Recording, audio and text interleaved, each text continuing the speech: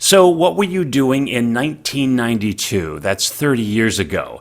My guest this morning, Karen Devine, was probably getting ready to report on a story of importance to the Coachella Valley at KMIR.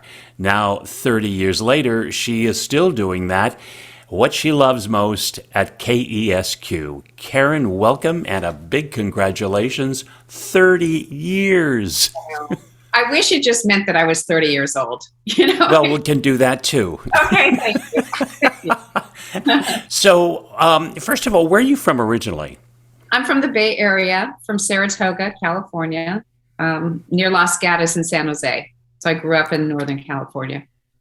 And so, when did you first get that bug and you thought, you know what, I think I'd like to go into broadcasting? Never. It was never a thing. No. I come from a family of teachers and coaches from the Bay Area. I ran track and cross country. My dad was a swimming and diving coach. You know, sports was our family's thing. And I ended up, because of all these crazy things, in Southern California at Cal State Fullerton. And I had an advisor who asked me what I wanted to do. And I was going into my junior year because I had already done 2 years at a junior college in the Bay Area where I had been running track and cross country. So I said, I don't know, I like people, I like to write. And he said, we're starting this broadcast journalism program within our radio, TV, film program. And we think, why don't we put you there? I said, okay. And that's what happened. Honestly. I mean, just by happenstance? Just by happenstance. And I just started going to those classes and met people that seemed to be a lot like me, loved people, loved to write, liked to ask questions. And it was radio, TV, film with an emphasis in broadcast journalism, but we did a radio section and I'm like, oh, I'm going into radio. We did the TV section. Oh, I'm going into TV. We did the film section. Oh, I'm going into film. I learned all those things. I liked it all. But what I realized was I hung in there, and then I had an internship at CNN in Hollywood and for Showbiz Today. And I just kept going where others dropped out. So I kept moving up and it's been good. But so along the way, there was never anything as you were a child saying, I think when I grow up, I want to be ... No, we grew up without the television on. It was always music. We could watch The Wizard of Oz once a year. My dad had football on. So I didn't even know I didn't know that was a job, being a reporter. So then your first job in broadcasting, you got the internships, and then you at some point you say, well, I got to make a living here, so I think I need to get a job. And where did you end up? So I was at CNN doing that job, and they brought in a new executive producer who cut the staff, and I had just been hired there, so a bunch of us were let go. And the next move was obviously trying to get to an affiliate station. And I put out my 3/4-inch resume tapes all over the country.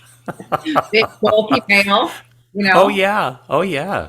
And where I'd shot my own video and all of that stuff. I'd worked for A Week in Walnut, which was a cable program out of Walnut, California. And so I had 2 years there where I was shooting my own stuff, editing my own stuff, reporting, interviewing, and anchoring. So that's a good boot camp for what I ended up doing. But anyway, I got a look from Palm Springs, KMIR, NBC, Palm Springs, and came down here and did the interview and got hired in 1992 as a reporter. Yeah. That's incredible. And so can you remember that first of all, when you walk into a new place and you don't know where the restrooms are, or you don't know who the people are, and it's like, oh my gosh, what have I done? What have I done? Did you have that moment? Yeah, it was scary for me because I was at a motel on Highway 111 in Rancho Mirage, a Motel 6, because I didn't have a place to stay yet. I hadn't met anybody at the station. I didn't know where to live. And the news director had just gotten fired. So he was on his way out as I was coming in, and everything was just chaotic. Okay, just wait for them to tell me what I'm doing, Well, yeah, it was nerve-wracking. I thought I was wearing the wrong clothes. I had borrowed them from a friend of a friend's, a friend's mother's friend said I have all of these suits. I didn't have suits, and we had to really be buttoned up back in the 90s. So I was wearing someone else's clothes. I was in a strange place, and I was staying at a Motel 6 on 111. And life was good. If you are just joining us, we are talking to Karen Devine, who is celebrating 30 years in broadcasting. And of course, you watch her on KESQ. And Karen, that first report that you did for the desert, do you remember that? I remember, yes, my first report, they sent me my first or second day to interview Dinah Shore. And wow. Yeah, because it was February, and it was about the time that the golf was going to be, the women's PGA Tour was going to be here. And they sent me out and said, go interview Dinah Shore. Who? Oh, no, you didn't. We didn't have Google back then. Remember, Gloria Greer, God bless her, filled me in on all these people because, again, I wasn't someone who was watching a lot of television or anything. So she was so gracious and so nice and explained what she did and explained the tournament. And I was like, oh, I told my parents I got to meet Dinah Shore, and they flipped out. Yeah, of course. And so you're doing reporting there, and then, by happenstance again, you become the news director. Mm-hmm. How did that happen? Well, it was crazy because in 92, when I started there was a mass exodus. The news director left, and then we weren't under contract then, and people put their resume tapes together every day. You know what I mean? Like I've worked at places like that, yeah. So we lost a great deal of reporters and anchors all at once. So all of a sudden I was in 2 weeks the anchor at 11. And I just saw my first day anchoring. It's terrible, but it's wow. Fun to have it. It's fun to have. My hair was always this big, But anyway, yeah. Then it was we had it. They brought in John Schubeck, who was an anchor out of LA, big time guy, first guy to ever make $1 million in news, apparently. But he had fallen from grace, and of course, our owners hired him. He had a reputation of drinking and made him a lot of fun. But as news director and co-anchor, he wasn't always, ready to go or there. He showed up to anchor, but as far as news director goes, behind the scenes, we did all the work. And then he would walk in and sit down. So he had this alcohol problem. They sent him to Betty Ford, and he came out and in 2 weeks was drinking again. So they fired him and just moved me to news director because I'd been doing the work anyway. Wow. And so when you were news director, did you have a vision of what you wanted to see the station do? And were the owners behind you in that effort? Yes. We were a young group that was motivated and loved what we were doing. And so we thought, well, things were just happening with internet. And the live trucks, the network was allowing us to use some of their live trucks. So we had one, but they would bring satellite trucks into our parking lot for big stories when Sonny Bono died, when Frank Sinatra died. So we got to know all those people, O.J. Simpson.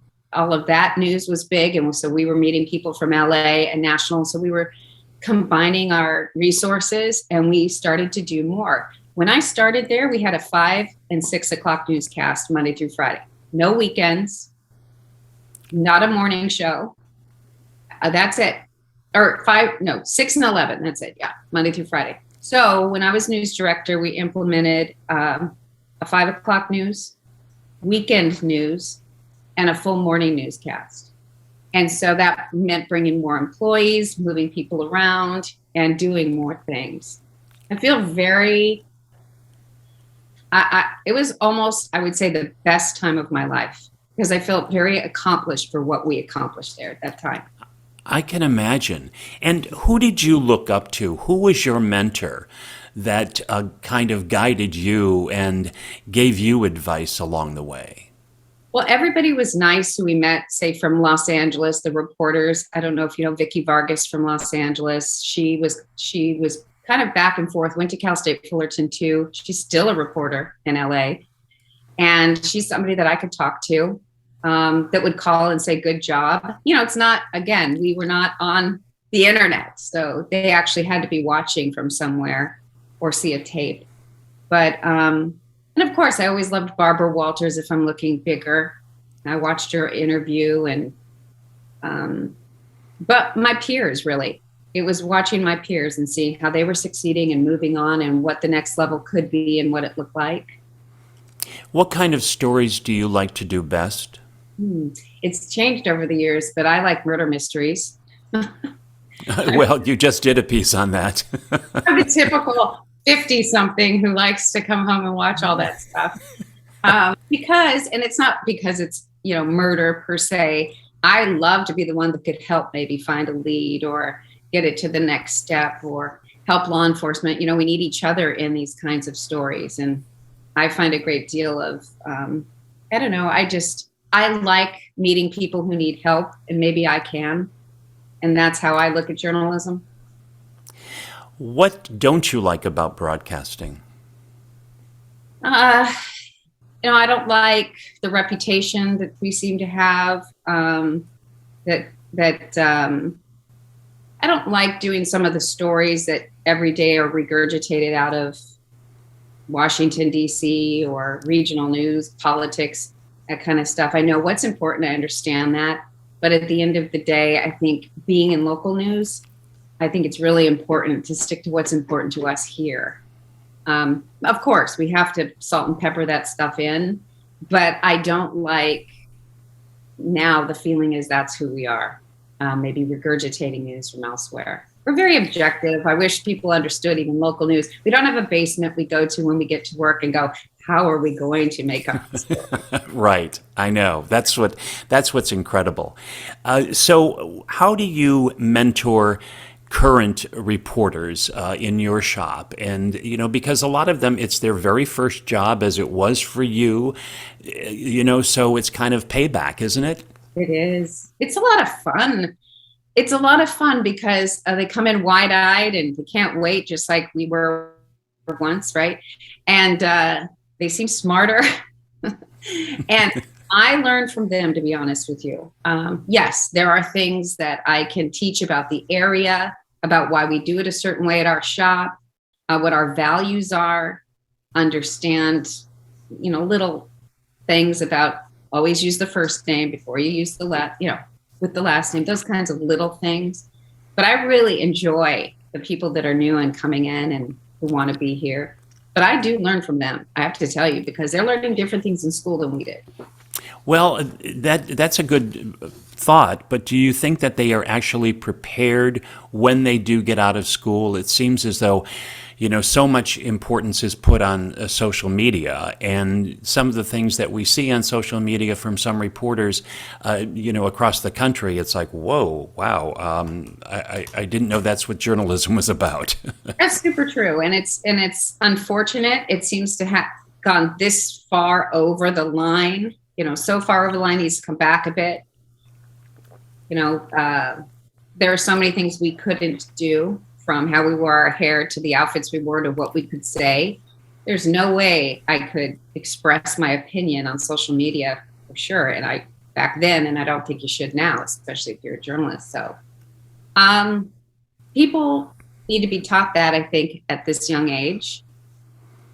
But also we can learn that there are other ways to do things. And so you were at KMIR for how many years? 17. 17, over half of your 30.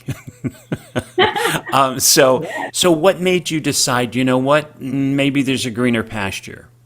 Well, it wasn't like that. What happened was, it was 2009 and the economy was collapsing, and I watched corporate come in and cut staff probably 4 to 5 times in 2 years. And I knew I was the one reading the news every day. I understood that this was an issue. Well, my contract came up in 2009, and corporate flew in and took me to lunch. I'm like, uh-oh. And, it was, we need to cut your pay in half, Really? or we're going to say goodbye. And it's not personal. What I know now is they were setting it up to sell it. But at the time, I just didn't know what was going on. So I had friends over at KESQ, and I made a phone call and said, hey, contract's coming up. Are you guys interested? And they said yes. And so making that transition from where you were, and because you were in charge, and then going across the street where you weren't in charge, how was that? Very different. I was only news director for 4 years at KMIR. So there were quite a few years in between that I wasn't in charge. But yeah, I was primary anchor and had been there a long time. It was okay. It was management was excited I was there. The staff, maybe not so much, but we worked it all out within that first year. And it's been great and a good learning experience for me, since I didn't jump around from market to market. I did have a lot of different news directors. So I did learn quite a bit being at KMIR. But once I went to KESQ with a different style, different management, different way to do things, I started to learn and grow, I think even more so in my reporting. They always say, it really only the call letters change. Whether that's good or bad, left up to interpretation. But for you coming in as the newbie at a station, did you have to kind of do your own little soul searching of, okay, it's different. I may have to adjust to the style that I did to this new style. Did all of that happen? Absolutely. Totally different. Yeah. I just stayed quiet for a long time. And when they asked me to do something, I said, okay. And we had coaches, and people that came in, and it was kind of nice. It was a good way to transition into a new station by having help showing me how they wanted me to be.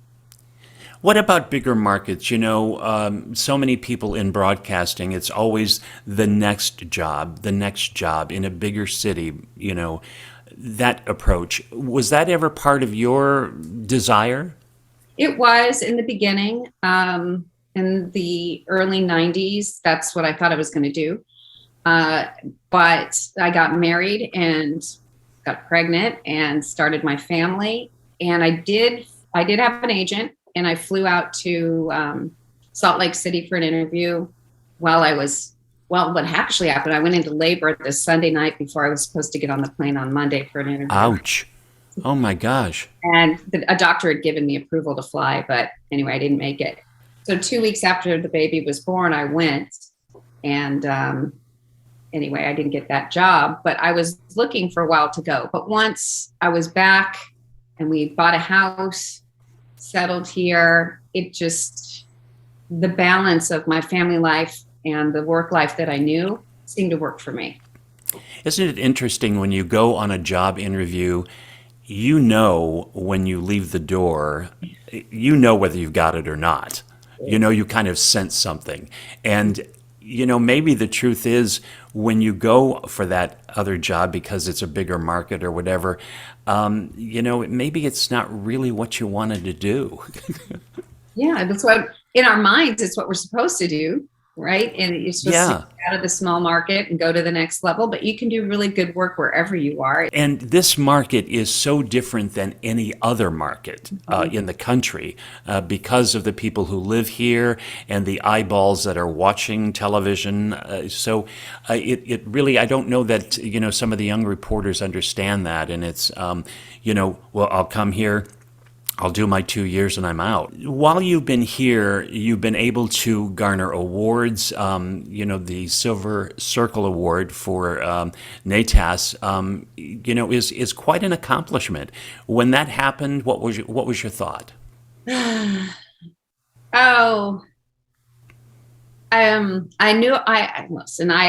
understand that I've put in the years, but I never feel worthy. I'm never quite satisfied with everything that I've done.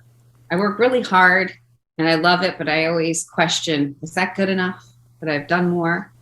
So I'd have to say getting that award and being among other people 25 years or 20 years in the business made me feel like, okay, I belong here. It's okay. Absolutely. Yeah. Any time when you kind of think back on your career and you go, well, maybe I wish I had a do-over. Mhm. Do you ever think about that? I have, but I have no regrets now.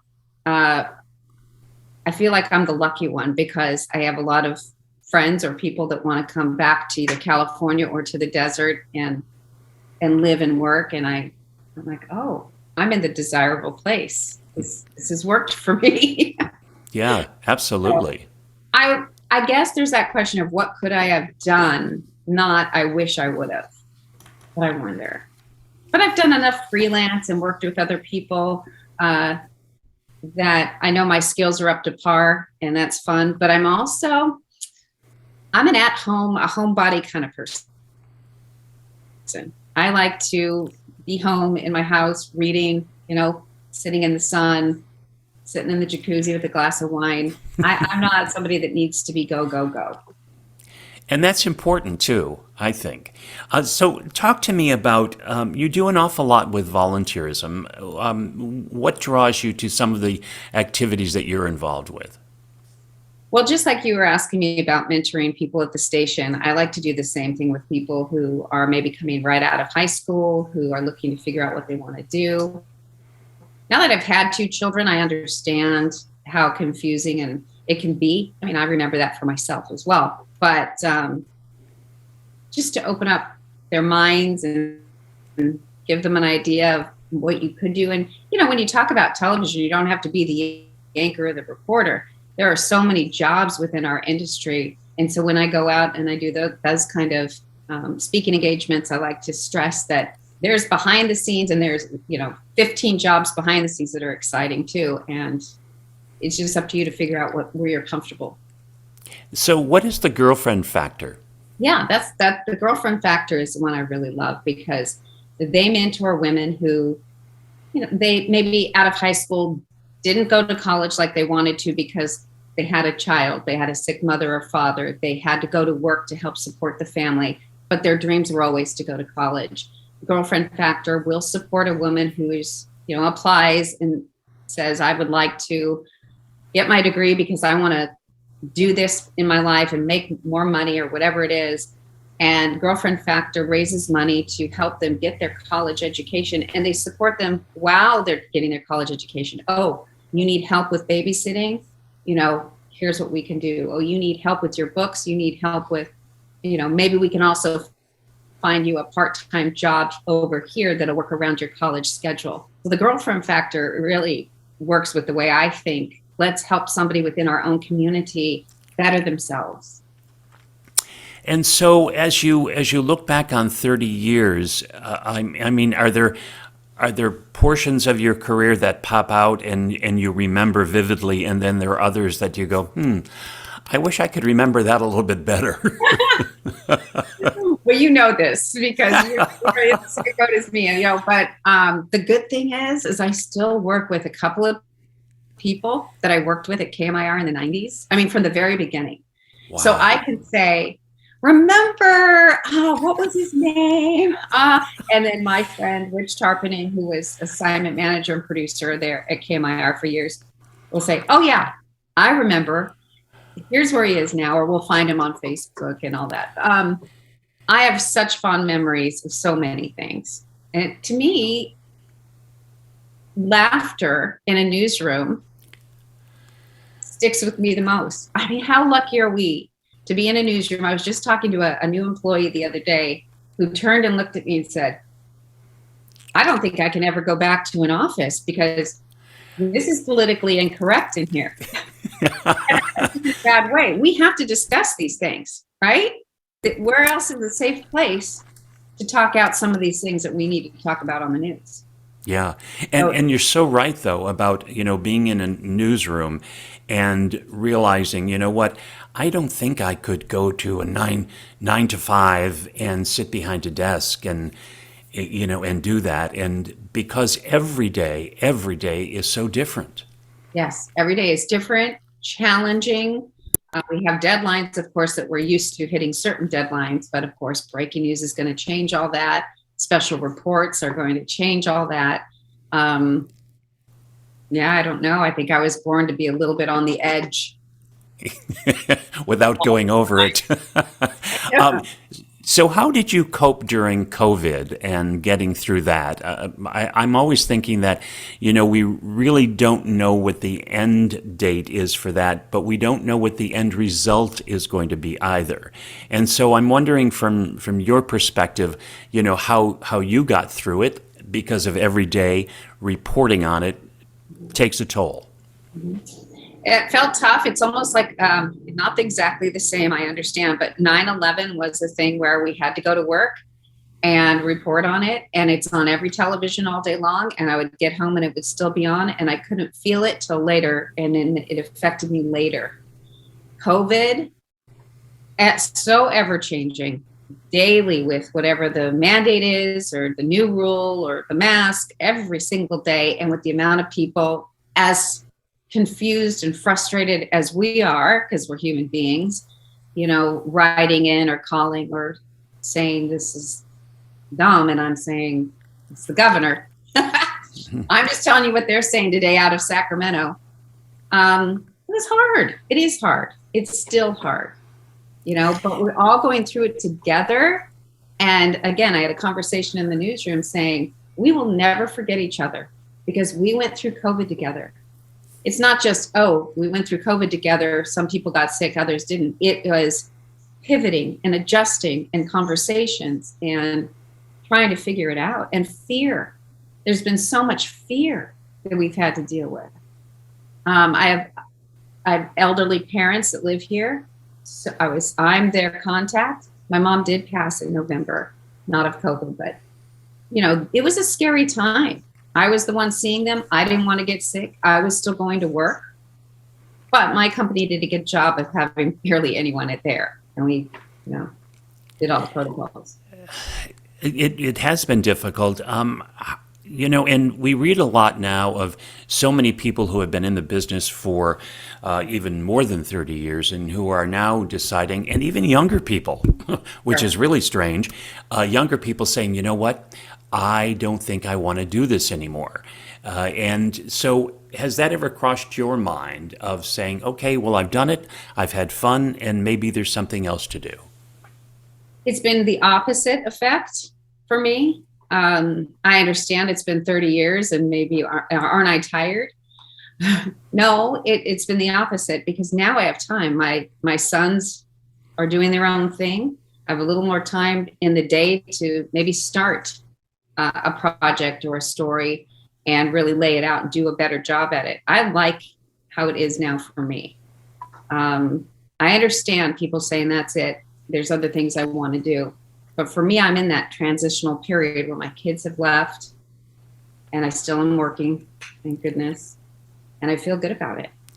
So you're not going to hang up the camera or the microphone or anything anytime soon? No, nope. How great though, because there are very few people that get to do exactly what they want to do as a career, and to do it as long as 30 years, 40 years, and beyond. I'm so grateful to the station, the management, and the company. The owners they're from Missouri. They come in. Their whole take is we want people that have been here. That's amazing. Thank you. Yeah. So is there going to be a big special to saluting your 30 years? I don't know. I know that I'll tell you this. I've had to go through some beta tapes. People don't know what they are. I can show you one. How about VHS? Yes. How about Super 8? Yes. All three of those have been in my hands this week. Very dusty. And I had to take some of that stuff to the station. So I don't know. Well, I hope that they do, because you've got a wonderful story, and I think it can be encouraging to those who are thinking about a career in broadcasting. And, you've been there, you've lived it, and you continue to do it. Thank you. Thank you very much. It has been such a pleasure. Well, I appreciate you asking me to do the interview. Well, it's funny because I remember we were at the Broken Glass Awards, and you were on the, I don't know if it was red carpet, green carpet, I don't know, but I was working at NBC, Palm Springs, and I said, I want to do an interview with you. And you said, oh, you'll never air this. And you said, look it, we aired this. I was so happy when that happened. Thank you so much. What a pleasure this has been. Thank you. Keep in touch.